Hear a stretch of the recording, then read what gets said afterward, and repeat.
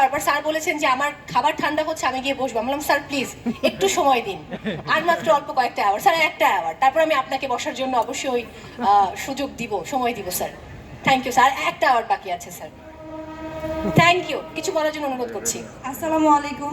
অনেকেই আছেন আমার পরিচিত, ভালো লাগছে সবাইকে একসাথে এখানে দেখে।